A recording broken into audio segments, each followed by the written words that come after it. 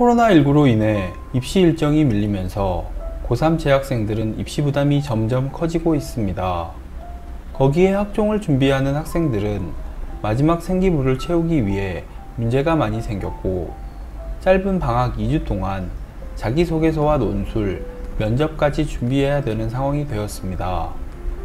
이런 상황이다 보니 차라리 검정고시라는 말이 나올 정도로 3년 연속 자퇴생이 증가하고 있습니다. 치열한 내신 경쟁과 스펙 쌓기를 피하고 대입 정시만 집중할 수 있으니 학업을 포기하는 게 아니라 대학에 가기 위한 또 하나의 방법이 돼버린 셈입니다. 올해 수능에서 응시자는 5만 명 이상 줄었는데 검정고시 응시자는 늘었습니다. 수시에 집중하다 보니 학교 내신도 힘들고, 학교 내신 성적이 저조한 학생일수록 학교에 남아있을 이유가 점점 없어진 것입니다. 성적 우수 학생들에게 수상 기록 등 학생부 관리를 집중해주는 일부 학교에 못 나간 현실도 자퇴를 부추깁니다. 자퇴하면 학생부 전형 응시 기회는 사라집니다. 정시와 논술 전형이라는 좁은 문만 남습니다. 검정고시를 봐야 하고 사교육에 의존하게 돼 경제적 부담도 적지 않습니다. 그런데도 차라리 자퇴가 낫다는 학생들이 늘어나는 건 현 대입 제도의 한계를 드러내는 한 단면이기도 합니다. 결정적으로 정시 확대가 제일 큰 이유이기도 하지요. 이렇기 때문에 자퇴 후 검정고시 이후 수능까지 철저하게 준비해야 합니다. 자, 그럼 하나하나 알아보겠습니다. 검정고시를 보기 위해서는 시험 공고일 6개월 전에 자퇴 처리가 되어 있어야 합니다.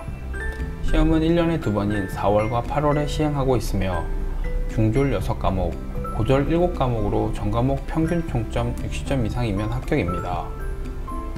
자퇴 후 검정고시를 보기 위해서는 시험 일정에 맞춰서 원서 접수를 하고 필기 시험을 치러야 하며 고졸 검정고시 합격 후 대학 입학도 가능합니다.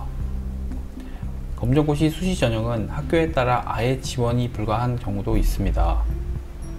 그래서 검정고시생들은 대개 논술 전형을 선호합니다.